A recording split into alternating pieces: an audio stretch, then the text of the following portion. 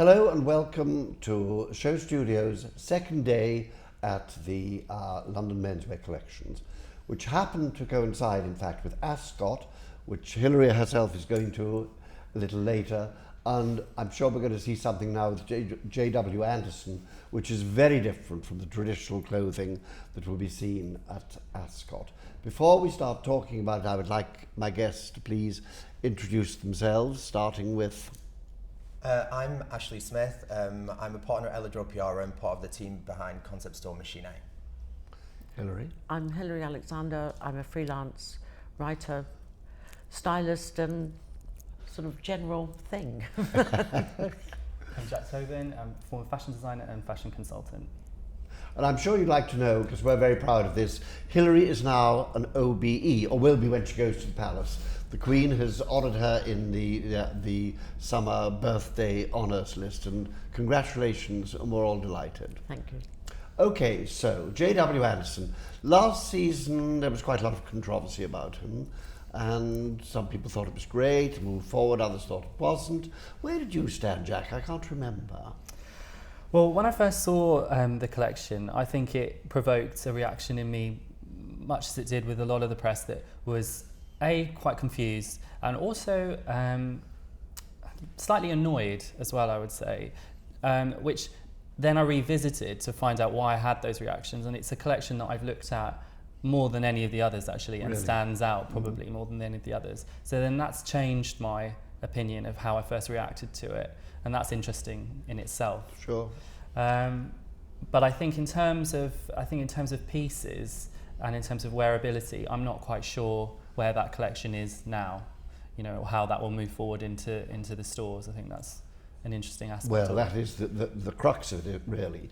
But what is interesting is what you say about revisiting. There aren't that many shows that you want to keep going back, going back to and seeing really whether you've got it. And that was that sort of show. I agree with you. Hilary, what would you like to say? Well, I found it interesting because just the idea of sort of men in skirts, basically, is a phrase that's bound to sort of make people react violently one way or the other. But having watched the first programme in the series, The White Queen, last night, with Max Irons as Edward IV, men's clothing in those years, the sort of, late 15th century, extremely elaborate and sort of skirt-like pantaloons. Yes. And the whole idea of, you know, it's not actually that new, so in a way it's almost like wrenching people not back to the future, but back to the past, but giving it a kind of contemporary edge. And we all know that Marc Jacobs wears kilts all the time, so the actual idea of a skirt is not really that challenging. The difference, I would have thought, in the 15th century is that the difference between men and women was very extreme. Whereas what we saw on his runway last season was more or less what a woman would wear. Yeah. I think that's the difference. It's a blurring. Because if you look back at historic times, certainly the men were very elaborate, often much more fancy looking than the women. Yeah. But there was always a clear differentiation between the shapes. They didn't wear long dresses down to the ground and sort of, you know, cleavage-enhancing bodices. No, which is perhaps just as well. History may have been rewritten in a different way, if that had been the case. I think he's wanting us to consider very carefully what men and women wear in the 21st century and not be sort of hidebound by a kind of, you know, perhaps set of rules that haven't changed all that much, in pretty much 80 years. Well, yes, except that, of course, Vivienne Westwood and Jean-Paul Gaultier asked us to reconsider that for the 20th century. Right. But it does find seed somewhere. I am having some walls built in my house in the country at the moment, and the guy who builds the walls wears a kilt. And he wears it winter, summer, wet or sun. And that's in Wales. Yeah. Not the most fashionable. What does he wear underneath? I mean, I have no idea. No, but I mean, you know how Mark often wears trousers underneath? No, just his bare legs. Oh, just bare legs, yes, right. Bare legs. I think what was interesting is the fact that he has thrown the rule book out of the window in terms of, you know, traditional men's dressing, and other people have done it, like you mentioned Vivienne Westwood and Jean-Paul Gaultier. Vivienne Westwood possibly in a more aggressive way, Jean-Paul Gaultier more in a theatrical way. He's done it in a more refined way in terms of its minimalism, and I think that was surprising on the eye as well, seeing it like that. I think it wasn't just men in skirts. No. It was all the other elements as well. He was breaking every, I mean, the frills on things. Yeah, the ruffles on the little shorts. The ruching around the neckline. So many things that you'd never see in traditional menswear. And the hairstyles. And the hairstyles, exactly. I think, and that he was really kind of emasculating the men in that show. But in terms of looking at it and seeing, like I look at menswear really differently to how I look at the women's wear shows, because I look and the consumer in me comes out and I think, I'd love to wear that, or would I not wear that? And it was the cuts of things though I thought were really not flattering, and even me as a thin man, not too different from the shape of those models, I was thinking, well, I don't think I'd really like the look of that on me, or who would wear those shorts, or skirts with those frills around it? So that's where it confused me, because I really can't see what customer he's aiming at, apart from potentially like a 16-year-old boy, but then I don't think he's going to really be shopping in those places or affording have those the money. pieces. Well, Yeah. I think there were actually. you? I think like he did give some interviews and stuff about that collection where he said that the shapes in the shorts and stuff were taken directly from women's wear pieces. Yes. And I mean, J.W. Anderson is a designer and a brand that no one can get away from at the moment, regardless of what people think about what he's doing and the wearability and the other aspects to it. It is the brand that everyone's talking about. So something is happening that's right there, at least from a brand perspective. But I think it comes down to when you've got shorts that are fitted in that way, it's a case of, is it playing with fit and trying to introduce a different type of fit within menswear, or is it actually just pieces that don't fit a man? It's just not fitted to a man. It's not flattering to a man. It's not. Do you know what I mean? It's almost Absolutely. not even a menswear piece. It's not really applied within menswear. It's just literally a women's wear piece. Although you could easily say, that the sort of huge padded bloomers, of Edward IV's You're back in court the 15th century again, aren't you? weren't, perhaps flattering to a man. I mean, perhaps, in the 13th century, if somebody had seen that on a catwalk, they would have thought, nobody's ever going to wear that. Yeah, but, fast forward 150 odd years, and everybody, all the men are wearing them. And then later on came the cod piece and things, which, if you look at it from our kind of perspective, nobody might have suspected this would happen. So what are you saying? He is the future? Well, maybe, 20 years' time, 25 years, 30, who knows? But I think he's sort of pointing the way and making us reassess what we consider masculine and what we consider feminine. Absolutely, but then that in a way is the job of a designer. Yes. But we've had this way pointed several times now. Even the Japanese have pointed it. Yeah. And there's been no take-up, no real take-up. I can see that people would buy these sort of clothes, retailers would buy these sort of clothes because they look good in the window. Yes. And they stop people. There's the shock of you're walking down Oxford Street or wherever, and you suddenly see it and think, what the hell's that? That looks like a male mannequin, Exactly. You can build a very nice concept out of it, because you can do a window that is making people think, is that women's, is that men's, and it's a whole story you can get from it. But in terms of buying, it's going to be very minimal numbers, because you're not going to hang racks and racks of those shorts out, because they're not going to go. Know. So who is going to be buying those? Well, I feel it's something perhaps that retailers will buy, because the buy on the collection is cheaper than putting that money into marketing budget elsewhere, because just by having the collection in store, that is your marketing of the yeah. And it's going to store. bring, It's done for it's going to you. bring Yes. people in. Yes.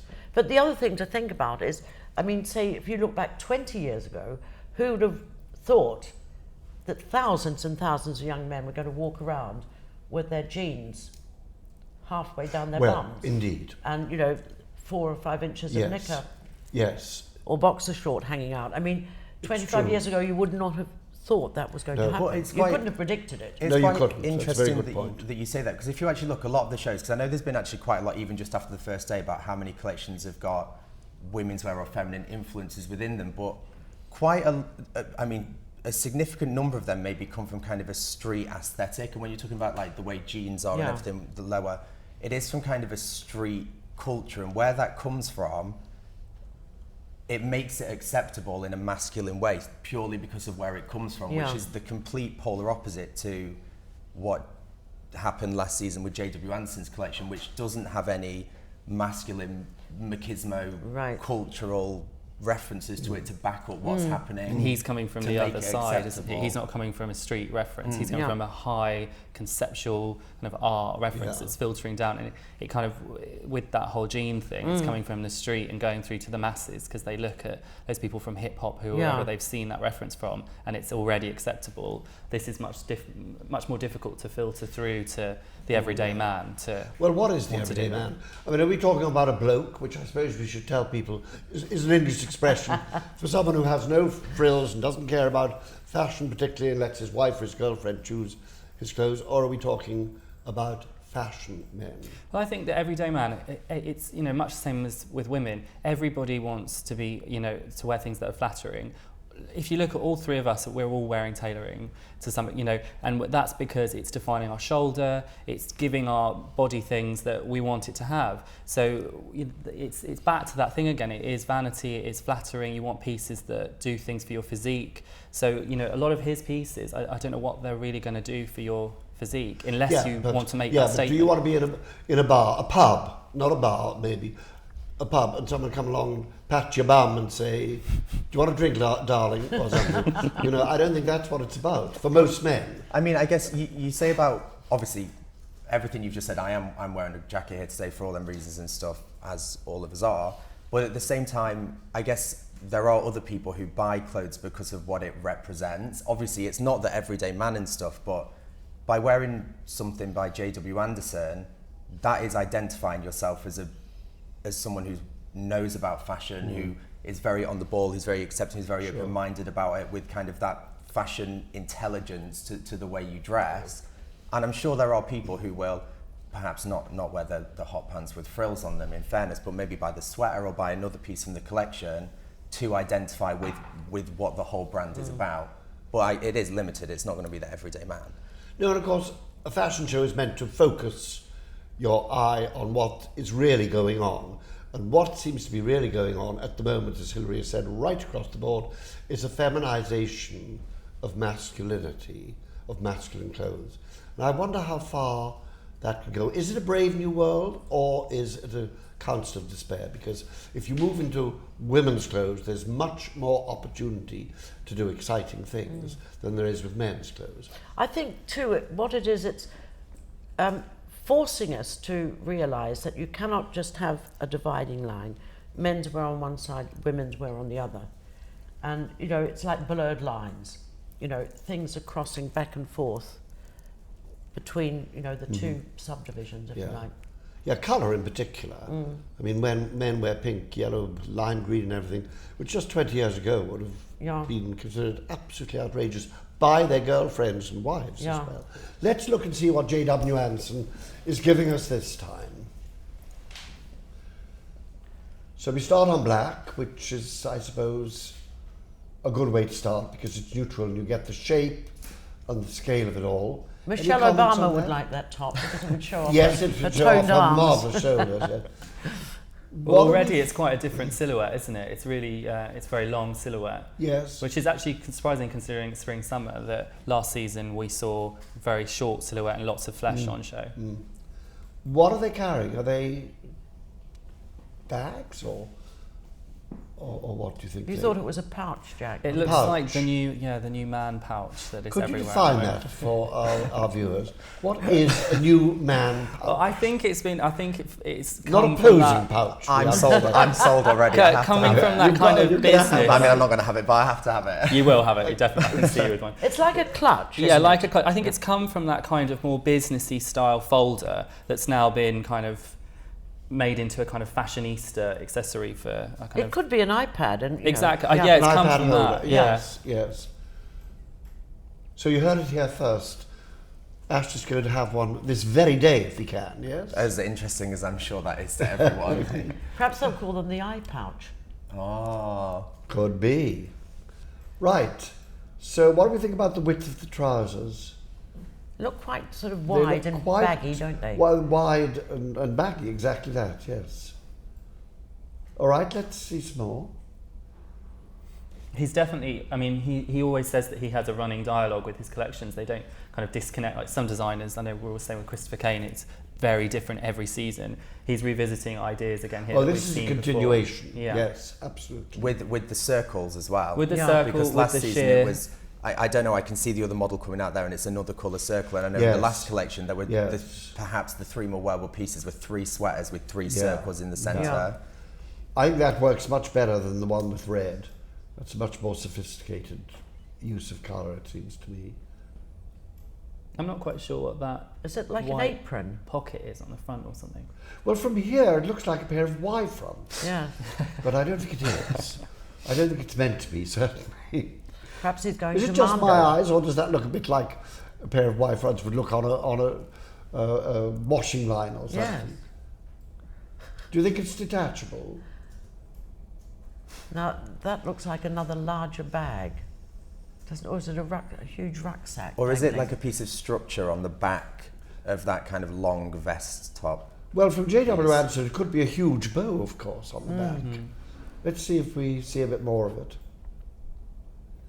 Now, this is very interesting, I think, because it seems to be following the quite a common thing at the moment with women's wear, particularly at student The level, midriff, which is where you can't actually move your hands, but it looks great. But sort the of midriff as well, straitjacket. he did, for his collaboration with Versus, he did a lot of that exposed midriff as well on both the men and the women. Yeah, but I mean, is that wrapped right around his arms, or can we see a bit of the arm on the on It looks the like right you side? can move your arm To a degree. Almost up Yes. to the armpit, yeah. Yeah. It's Right. kind of, Is this liberation for men, do you think?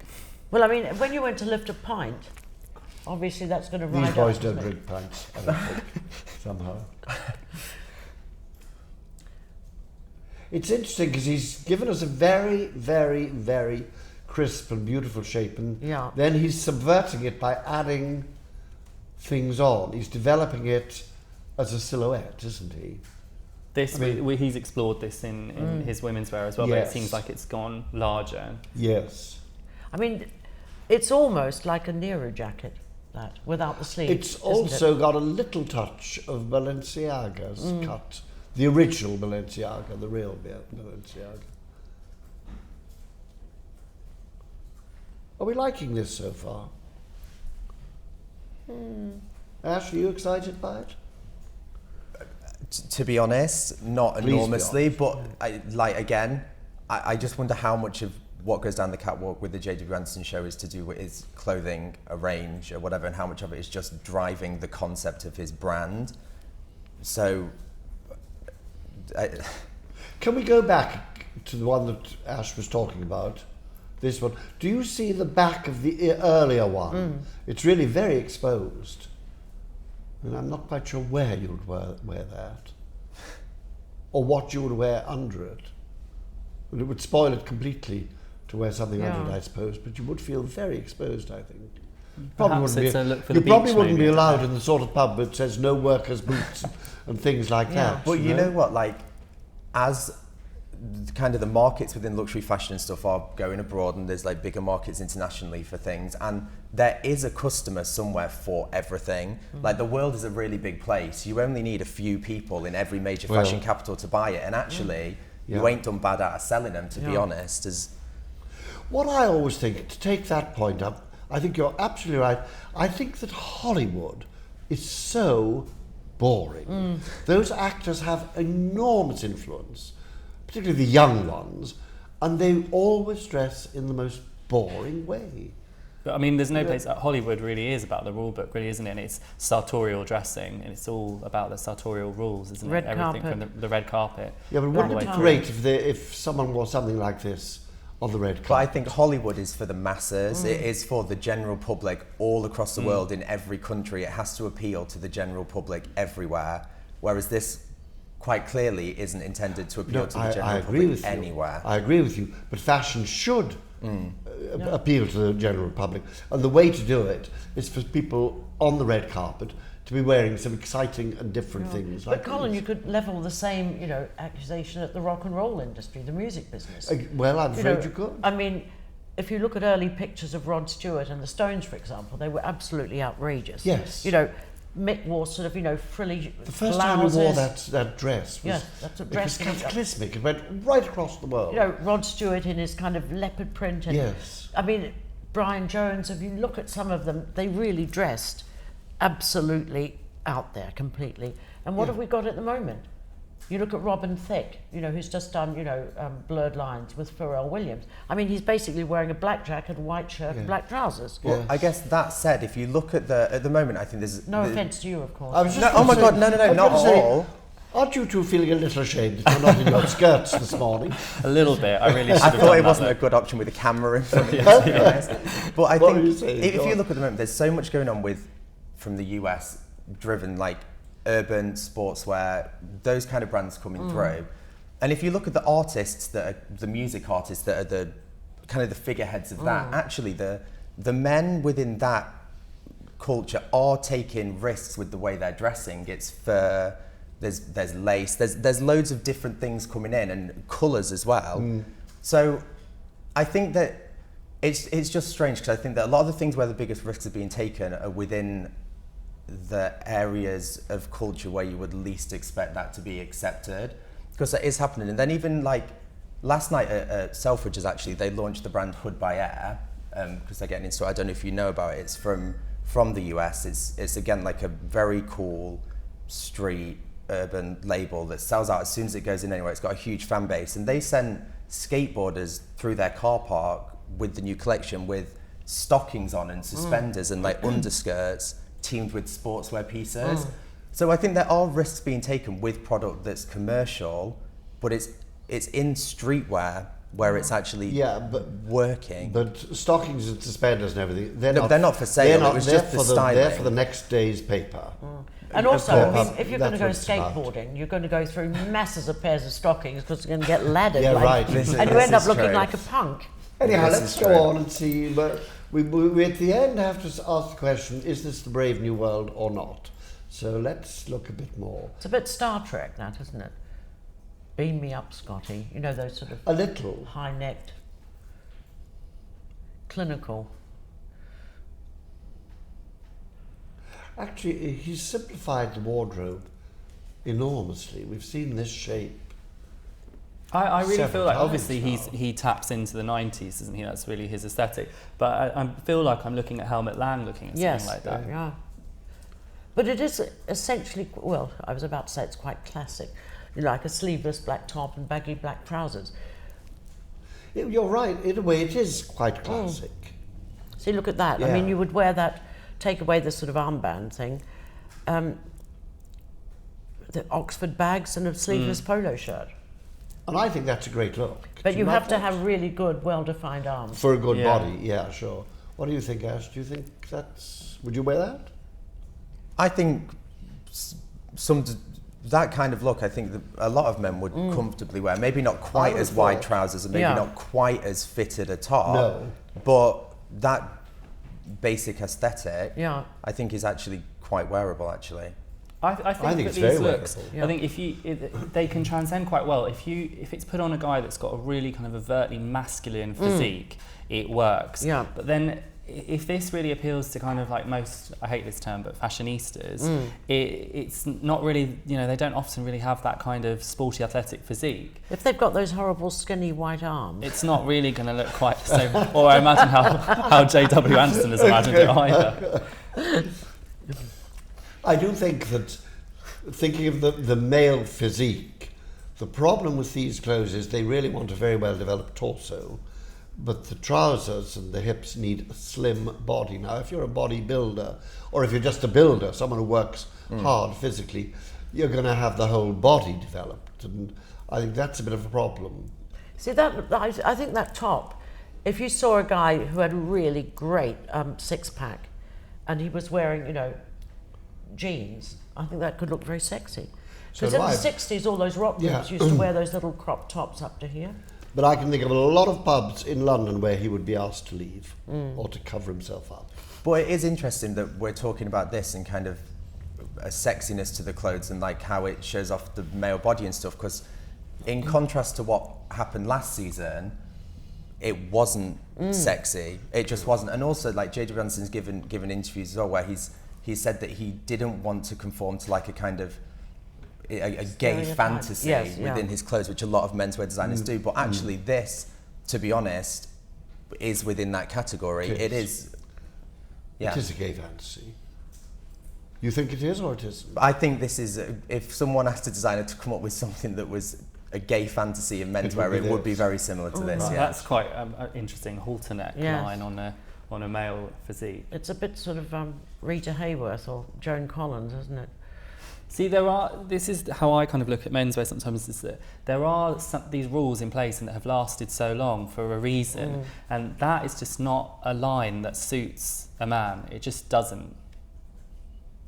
Is it because he doesn't have breasts to keep it in place, as Just it the were? whole body line is so different to obviously a female, and it just doesn't look right cutting the torso at that line like that. Yeah.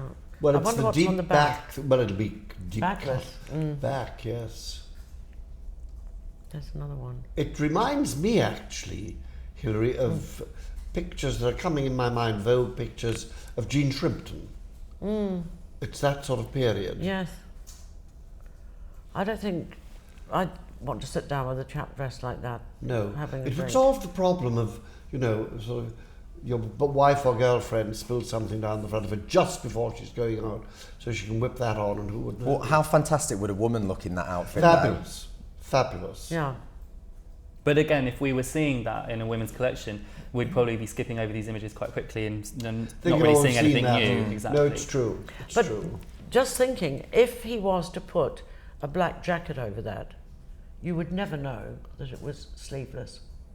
But so that would it lose the point. wouldn't No, it? but I mean, it could be a sort of another version of a kind of Yeah, but I mean, you don't evening want to, top, wouldn't yes, it? but you don't want to buy a statement and then disguise it.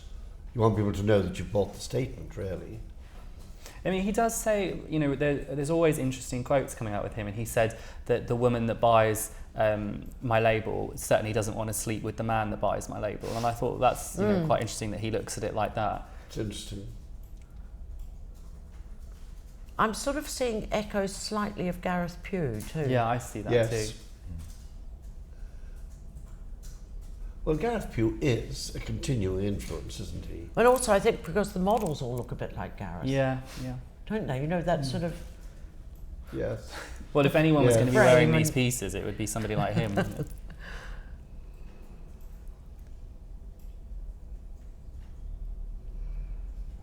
All it needs is a Peter Pan collar.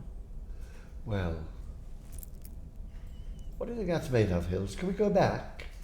It looks like some kind of very heavy cotton, doesn't it? Or It's got, is it a treated fabric? I've got a feeling it's probably treated in some way. But also on that, how unusual for a man is the choice of where the detail is on the chest of it. Yes. Yes.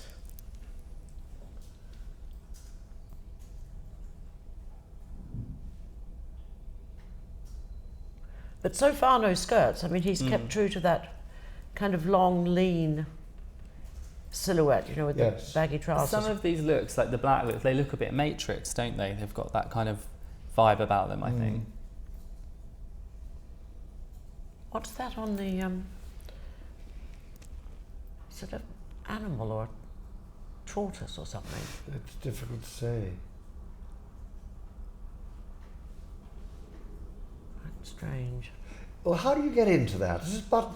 My eyes aren't good enough to see, but is it buttoned down the front, zipped It down looks, the I front, think or it sort or of what? wraps over and it looks like it fastens under the on the left side. Actually, it's a pity, really. It has that white thing on it because it's actually quite a nice look. Without that, it's a little bit where designers go into that territory of over designing, and it's like you've got an Yeah. element there that just isn't needed. Yeah. It'd look a bit more refined, I think, if it didn't have that. Yes, because the colour is enough, really.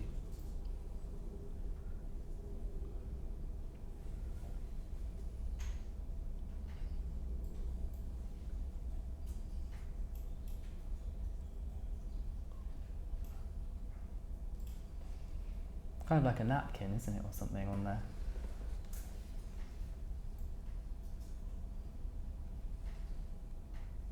It reminds me of Looks Georges Braque's Flying Bird, Yes. All those paper It isn't a cutout, bird. origami. Origami, yes.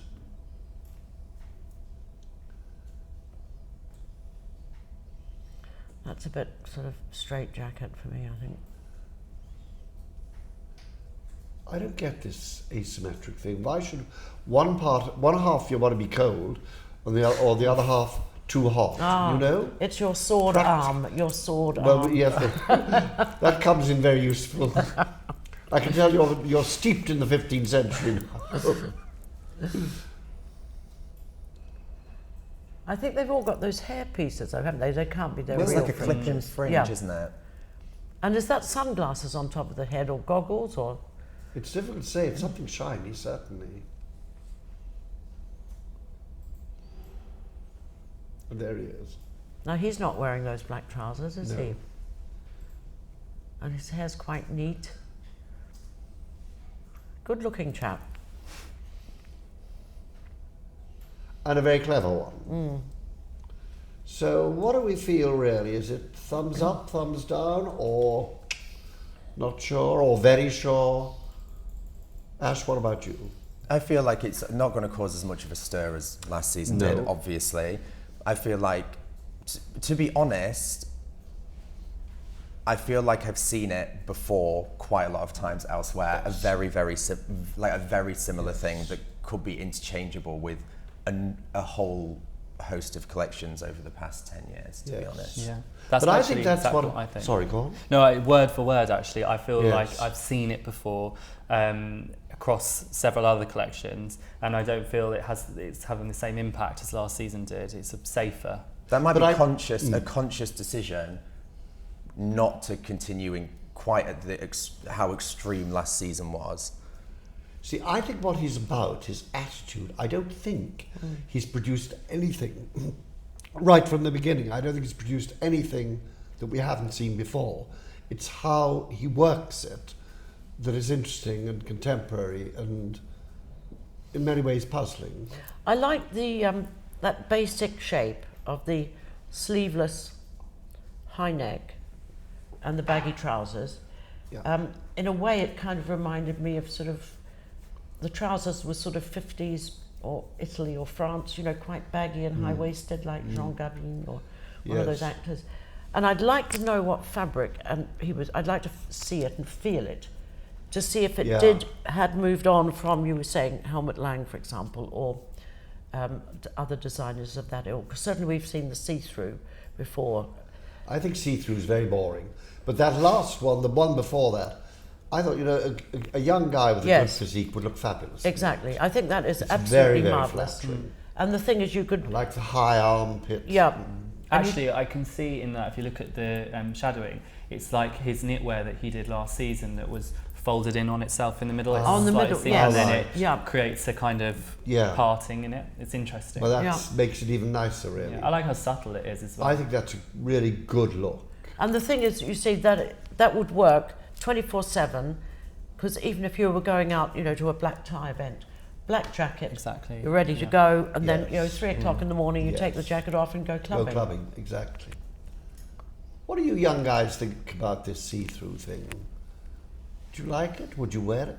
I mean, I wouldn't wear it, mainly to be considerate to other people, to be perfectly honest. Why do we need to be You're too protected modest. from your chest? You're too modest. I think that's enough. It's a mesh vest, really. I think Well, I don't mind the fact that sheer. I actually do like sheer fabrics on men, and I think it's earlier you were talking about colour and how we've broken down that kind of barrier with colour in men now, and I think fabrics as well. We've moved into fabrications and things that traditionally they were only seen as women's fabrics, and now we see them in men's, and it's fine. And I would wear a kind of a shirt that was sheer in panels maybe. But not tight. I think tight is going a bit kind of like 90s new rave and a bit, it doesn't have the sophisticated look that I would want to go for. But I think the fact that it's sheer is fine. At the London Collections Men, where they've got the static display, there's a very interesting company called Universal Works, quite a young company, and everything on their stand, it's quite conventional, shirt, trousers, jackets, shorts, t-shirts, is absolutely bright pink. The whole thing. Really? And one of the mannequins is holding a bag, a little fabric carrier bag, which says, also comes in navy. Which I just thought was very clever, because the Lovely, pink draws your eye Yeah, lovely. for men, and then you think, oh well, It could come in navy. I think it's rather interesting actually. Menswear does have more sense of humour often than women's wear. I really like that.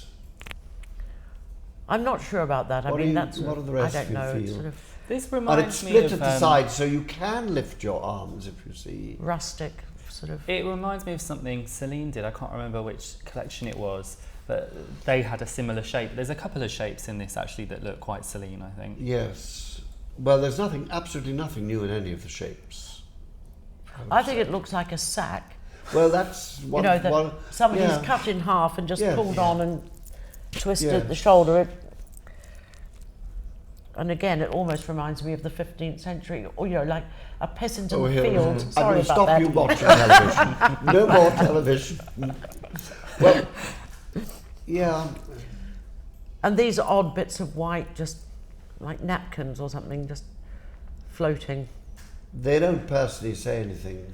That's what the white me. section at the top is folding down on itself, isn't it? Because he did those trousers last season with the different folds coming Yeah. down, Yeah. which he said was all about architectural line. So I'm sure that has some reference, harking back to that. Suspension as well, actually, sort of suspended shapes.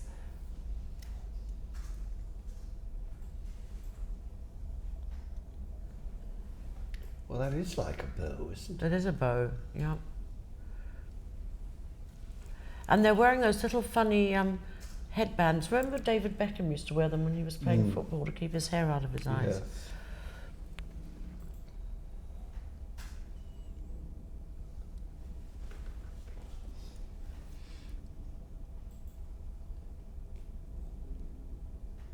He looks like he's about to go into an operating theatre. The dentist will see you now. Yes, the dentist will see you now. Exactly. Say ah. Exactly.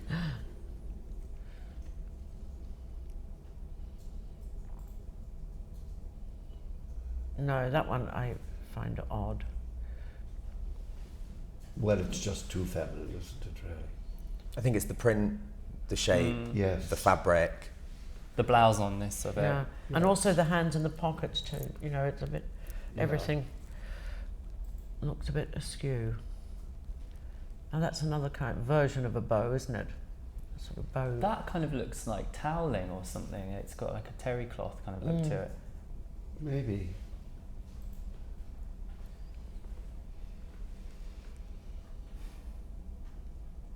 That looks very like Gareth in Just what profile. I was going to say.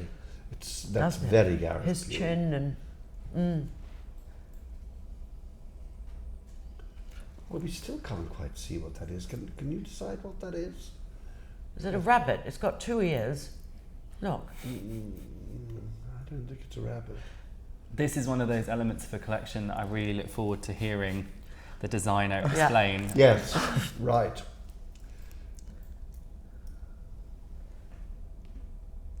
But it's almost like it's a handkerchief that's been twisted and tied. So it's almost like a take on when men would have a handkerchief in the Yeah. pocket Oh, like on the on side the of their, top pocket, but just yeah. a very, very abstract take on Yeah. it. Origami Or when version. they're at the beach.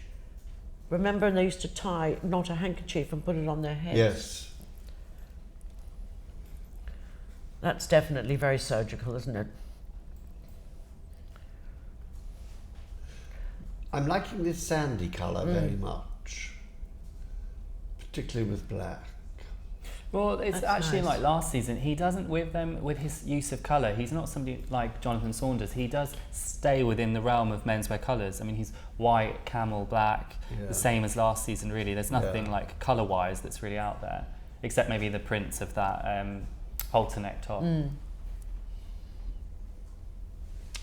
Okay, well, a quick summing up. We'll start with you, Ash. Yeah, I think really it's just what I said before, which is that I don't think the collection's really. I don't think it's anything new particularly. I think it's something that people have seen before. I think that it's definitely it's actually interesting that we were talking about kind of menswear, women's wear, gender, masculinity and stuff, and actually looking back through it, it isn't really it isn't feminine necessarily actually at all compared to last season. It is much more masculine and stuff, and the kind of the way sexuality and stuff is presented in it is the complete opposite of what we saw last season. Hilt? I love the black long lean silhouette. I think that's really sensational, but I would call a halt to the halter. Agreed. I agree with Hilary actually. I think the long black looks I think were strong. I think there's some other pieces in there as well that I'd like to see in the showroom and have a look at and feel. I think fabrications kind of make a difference. And I think his perspective on things is still interesting, and he's still questioning everything and making me question everything, which I think is no bad thing. Indeed. So those are our views. I'm sure you'll have lots of views, and we hope you'll talk about them but not come to blows on them. And we'll be back a little later with Alexander McQueen, who I'm sure will be very, very different. Thank you all very much indeed. Thank you.